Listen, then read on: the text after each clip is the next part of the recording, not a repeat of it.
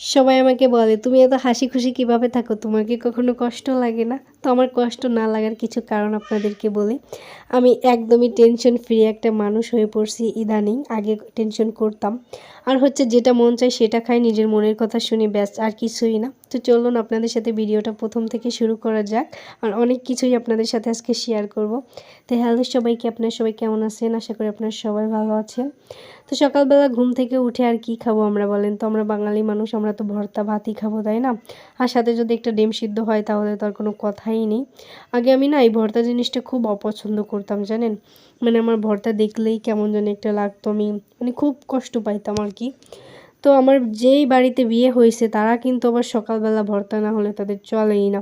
মানে তাদের সাথে থাকতে থাকতে আমিও এখন একটু ভর্তা প্রেমিক হইছি, মানে ভর্তাকে পছন্দ করি আর কি। তারপরেও মানে আমার হাজবেন্ডের যে ছোট ভাই আমার, সে এখনও আমার কাছে জিজ্ঞাসা যে আপনার কি মানে ভর্তাতে আসক্ত হয়েছে নাকি এখনও আপনার ভালো লাগে না?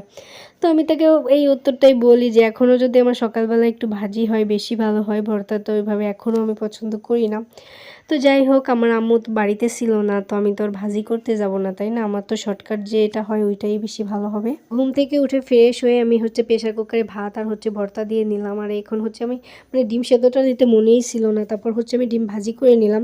মানে দুইটা ডিম ভাজি করছিলাম ঝাল পেঁয়াজ দিয়ে, আর একটা হচ্ছে এমনি ভাজি করলাম, কারণ আমার ছেলে আবার ওই ঝাল পেঁয়াজ দিয়ে পছন্দ করে না, একটু কাঁচা কাঁচা ভাব থাকবে ডিমের, ওইটাই বেশি পছন্দ করে। তো দেখেন তো আমার সকালের খাবার, এর বেশি আর কি লাগে? এটা হচ্ছে আমার শ্বশুরবাড়ির কথা, এর বেশি আর কি লাগে সকালের জন্য? আর আমার কাছে মনে হয় একটু ভাজি থাকবে, ডিম থাকবে, ভর্তাও থাকবে, অনেক কিছু থাকবে, বেশি ভালো লাগে আমার আর কি। তো দুপুরে মানে সকালবেলা খাওয়া দাওয়া করে আমি আর বসে থাকলাম না, ডাইরেক্ট হচ্ছে দুপুরে রান্নাবাড়ায় চলে গেলাম। কারণ আমার কাছে মনে হয় যে দুপুরে রান্নাবাড়াটা যদি আমি একটু গুছিয়ে রাখি তাহলে আমার রান্না করতে সুবিধা হবে। যেহেতু ছেলে ছিল আমার সাথে, আমার আম্মু বাসায় ছিল না। তো এই যে আমি হচ্ছে দুপুরে রান্না করার জন্য এখানে হচ্ছে লাউ ভাজি করব, আর হচ্ছে মুখি দিয়ে আমাদের খালের মাছ দিয়ে তরকারি রান্না করব। এটা আপনাদেরকে আবার বলি, আমি খালের মাছ দিয়ে রান্না করব, কারণ আমাদের খালে এত মাছ হয়েছিল, আমার আব্বু হচ্ছে রাত্রেবেলা কোপাই নিয়ে আসছিল আর কি। মানে আমাদের বাড়ির সামনের থেকেই, ওইদিকে ওদিকে যায়নি, মানে সামনেই অনেক মাছ ছিল আর কি। মাঝে মাঝে এদিক ওদিকও যায় যখন হচ্ছে বেশি মাছ হয়। সবারই কিন্তু একটা মানে শখ বলে একটা কথা থাকে, ওই শখের বিষয়ে অনেক মানে যায়। আমিও মাঝে মাঝে লাইট নিয়ে দেখি আর কি, মানে ভীষণ ভালো লাগে আসলে। মাছ নিজে ধরবো এটা মানে শান্তি আলাদা। গ্রামের মানুষরা এটা বুঝবে, বা শহরের মানুষও চায় কিন্তু ওনারা একটু ভয় পায়। আর আমরা গ্রামের মানুষটা আমাদের ওইভাবে হচ্ছে ভয় করে না আর কি। তো এই যে এখানে হচ্ছে আমি লাউ ভাজি করব, আর এই লাউটাও হচ্ছে আমাদের গাছের লাউ, যেহেতু আমরা গ্রামে থাকি আমাদের হচ্ছে সব কিছুই হাতের কাছে পাওয়া যায়। 2 দিন বাজার না করলেও কিছু দেখা যায় যে সমস্যা হয় না আর কি। তো এইখানে হচ্ছে আমি ধনিয়া পাতা দিয়ে লাউটা ভাজি করে নিচ্ছি, ধনিয়া পাতা দিলে বেশি ভালো লাগে আর কি। আচ্ছা, রান্না করতে করতে আপনাদের সাথে একটু গল্প করে চলেন। আসলে আমি ভালো থাকি কিভাবে? আমার কথা হচ্ছে কি, আমি যেমন থাকি না কেন কখনোই আমার মানে কষ্টের মুহূর্তটা বা কষ্টের সময়টা কারোর সাথে শেয়ার করবেন না, কারণ আপনি ওই কষ্টটা কাটিয়ে উঠবেন, কিন্তু যে মানুষটার সাথে আপনি শেয়ার করলেন সে কিন্তু জীবনেও ভুলবে না। আপনি যখন একটু হ্যাপি থাকবেন আপনাকে ওই কষ্টের কথাগুলো মনে করিয়ে দিবে। আপনাকে তো দিবে, সাথে আপনার প্রতিবেশী, আপনার আশেপাশের মানুষ সবাইকে জানিয়ে দিবে।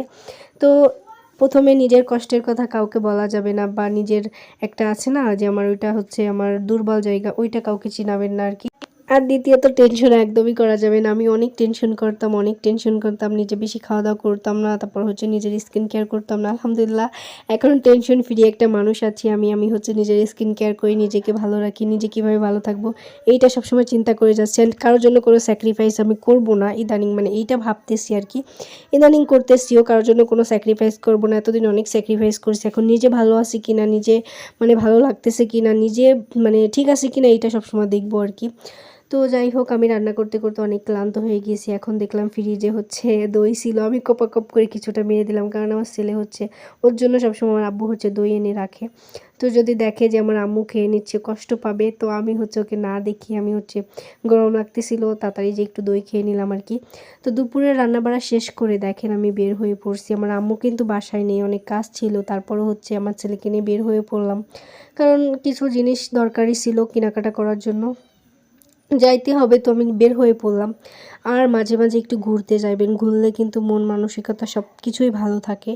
আর মাইন্ডটা ফ্রেশ করার জন্য একটু নিজেকে একটু মানে একটু ঘুরতে হবে আর কি, জীবনে অনেক ঘোরার প্রয়োজন আর কি।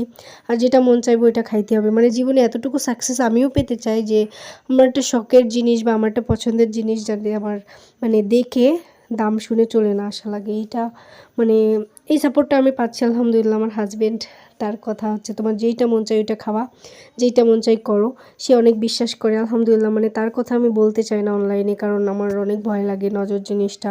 আলহামদুলিল্লাহ সবাই দোয়া করবেন আমি যেন সবসময় হাসি খুশি থাকতে পারি। তো আমি ডাচ বাংলা ব্যাংকের থেকে টাকা তুলে নিয়ে আসলাম। এসে হচ্ছে আমার ছেলে মিষ্টি খাইতে চাইছিল, এখানে হচ্ছে ওকে মিষ্টি খাওয়ালাম আর কি। এরপর হচ্ছে আমি কী কী কিনে নিয়ে আসলাম চলুন আপনাদের সাথে একটু শেয়ার করি। তো এই যে এখানে হচ্ছে আমার খুব দরকারি কিছু জিনিস মানে লাগতো, এই জন্যই হচ্ছে বাজারে গিয়েছিলাম আর কি। আর হচ্ছে আমার ছেলের দুধ ফুরাই গেছিলো, এখন যেহেতু আমার কথা চিন্তা করলে হবে না, বাচ্চাও তো আছে তাই না। বাচ্চার তেল ফুরাই গেছিলো, দুধ ফুরাই গেছিলো, খাবার ফুরাই গেছিলো, এই কারণেই হচ্ছে বাজারে মূলত যাওয়া। তো বাজারে যেইটা মানে ভাল লাগে ওইটাই কিনে খাই আর কি। মানে ছোলা, তারপর ছোলা ভুনা, তারপর হচ্ছে মানে ভাজা পোড়া দেখলে তো এমনি একটু ওই দিকের পরে একটু দুর্বল আছি বুঝছেন, অনেক গ্যাস্ট্রিকের সমস্যা, তারপরও না খাইলে ভালো লাগে না আর কি। তো এই যে ছেলের জন্য একটা ঘড়ি কিনলাম, মানে খুব ভালো লাগতেছিল ঘড়িটা, আর আমার ছেলেরও খুব পছন্দ হয়েছে, ওর হাতে অনেক মানাইছিল আর কি। তো ওর জন্য এই ঘড়িটা নিয়ে নিলাম, আর সাথে কদবেল কিনে নিয়ে আসছিলাম। আসার পর হচ্ছে বাড়ি এসে সবাই মিলে হচ্ছে ভেঙে চুরে খাচ্ছিলাম। আর এই বছরের কদবেল তো প্রায় শেষের পথে আর কি। তো সবাই মিলে হচ্ছে কদবেল কিনে খেয়ে নিলাম। এরপর বাড়িতে এসে ভাবলাম আচ্ছা সন্ধ্যার নাস্তায় কি বানানো যায়। তারপর ভাবলাম যে বৃষ্টি হচ্ছিল, যে তাইলে হচ্ছে ফ্রেঞ্চ ফ্রাই করি। তো এই যে এখানে আমি হচ্ছে একটা ছোট পাতিলের ভিতরে যে যে মানে শুকনো উপকরণগুলো লাগবে ওইটা নিয়ে নিলাম। আমি কোনো রেসিপি আপনাদের সাথে মানে বলতেছি না এভাবে করেন, আমি জাস্ট এভাবে করেছিলাম, সেটা আপনাদের সাথে শেয়ার করলাম আর কি। যেখানে একটা ডিম নিয়ে নিলাম, আর আলুগুলা হচ্ছে এর ভিতরে দিয়ে আমি হচ্ছে এই মানে হাঁড়ির ভিতরে দিলে মানে মাখানোটা খুব ভালো হয় আর কি। তো আমি এই যে হাঁড়ির ভিতরে দিয়ে একে একে মাখিয়ে নিয়ে আমি হচ্ছে তেলে ভেজে নিব। মানে এত যে ভালো লাগছিল খাইতে, মানে ডিমের একটা স্ট্রং ফ্লেভার ছিল, মানে খুব ভালো লাগতেছিল আর কি। তো এই যে আমি একটু বেশি করে ঝাল দিয়ে হচ্ছে ভেজে নিচ্ছিলাম। তো সব কিছুর মিলে আমার মানে তখন মন চাচ্ছিল যে একটু কিছু ভাজা পোড়া খাই, আমি সাথে সাথেই হচ্ছে চলে গেলাম বানাইতে। আর জীবনে না আলসামিটা করা যাবে না, যে না এই আমি ঘুরতে গেলে তো আমার হাঁটতে হবে, বা আমার এই জিনিসটা বানাইতে গেলে তো আমার একটু কষ্ট হবে, হোক না ওইটা, কিন্তু একটা ওর মাঝে কিন্তু একটা তৃপ্তি আছে বা একটা ভালো লাগা আছে। তো সব কিছু মিলে জীবনে আলসামিটা অনেক দূরে সুরে মেরে ফেলে দিতে হবে। আর সব কিছু মিলে কি বলবো, এইটাই আমি করি, এভাবেই খুশি থাকি আলহামদুলিল্লাহ।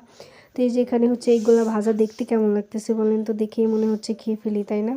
তো আমার হচ্ছে সন্ধ্যার নাস্তা বানানো শেষ, এভাবে প্লেটে করে সাজিয়ে বসে বসে খাইতে যে এত মজা লাগে, এর উপরে আর শান্তি কিসের বলেন তো। জীবনে কোনো দুঃখ থাকে এরকম যদি এক প্লেট খাবার সামনে চলে আসে, জীবনে কোনো দুঃখ থাকার কথাই মানে আসে না। তো কেমন লাগলো আমার ভিডিও সবাই কমেন্ট করে জানাবেন। সবাই ভালো থাকবেন, আমাদের জন্য দোয়া করবেন, আর সবাইকে জানাই ঠান্ডা মোবারক। সবাইকে আপনারা শীতের জামা কাপড় বের করবেন, আমার তো একা একা বের করতে অনেক লজ্জা করতেছে। তো আপনারা সবাই ভালো থাকবেন, আল্লাহ হাফেজ।